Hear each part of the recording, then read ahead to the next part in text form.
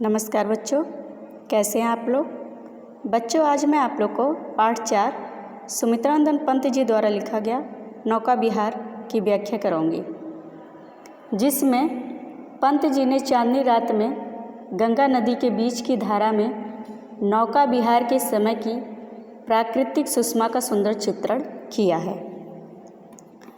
जब पहुँची चपला बीच धार, चपला का अर्थ होता है नौका, बीच धारा में छिप गया चांदनी का कगार, चांदनी का जो किनारा था वह छिप गया। दो बाहों से दूरस्थ तीर, दोनों बाहों से किनारा जो था दूर था।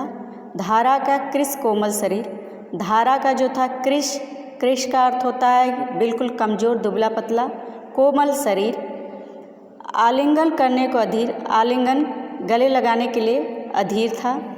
अति दूर, अत्यंत दूर पर, क्षितिज पृथ्वी और आकाश को मिलाने के वाले, बिटपमाल वृक्ष और पर बैठे हुए अनेकों प्रकार के पक्षी। भू रेखा सियराल, भावों की रेखा के समान घने रूप से। अपलक, बिना पलक झपकाए। नभ आकाश, नील नयन, नीले नयन के विशाल, बहुत बड़ा। माँ के ओर, माँ के हृदय पर, शिशु सा, छोटा बच्चा सा, समीप पास में सोया हुआ है। धारा में एक द्वीप, धारा की लहरों में एक द्वीप जो है। उर्मिल प्रवाह, उर्मिल के प्रवाहों को कर प्रतीप कर रहा है। वह कौन विहंग, वह कौन सा पक्षी है, क्या विकल को, क्या वह दुखी चकवा है। उड़ता हरने निज विरह शोक, जो कि हरने के लिए शोक को उड़ रहा है। छाया की कोकिल को बिलोक, छाया परछाई कोकी चकवी बिलोक देखकर। सुमित्रानंदन पंत जी कहते हैं कि जब नौका गंगा के बीच धारा में पहुंची तो हमने देखा कि चांदनी में चांद सा चमकता हुआ रेतीला कगार हमारी दृष्टि से ओझल हो गया। गंगा के दूर दूर स्थित दोनों तट फैली हुई दो बाहों के समान लग रहे थे, जो गंगा धारा के दुबले पतले कोमल शरीर का आलिंगन करने के लिए अधीर थे, अर्थात अपने में कस लेना चाहते थे।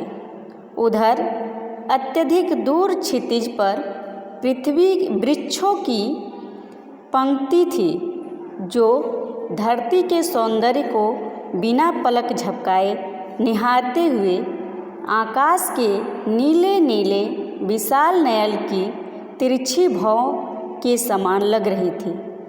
निकट ही धारा के बीच एक छोटा सा द्वीप था, जो लहरों के प्रवाह को रोककर उलट देता था।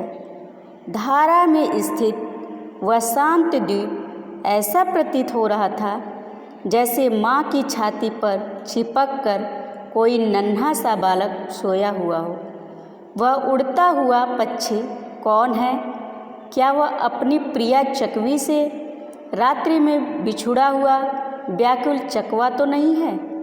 शायद वही है, जो जल में पड़े हुए प्रतिबिंब को देखकर उसे चकवी समझ बैठा है और विरह वेदना मिटाने के लिए उससे मिलन हेतु उड़ रहा है।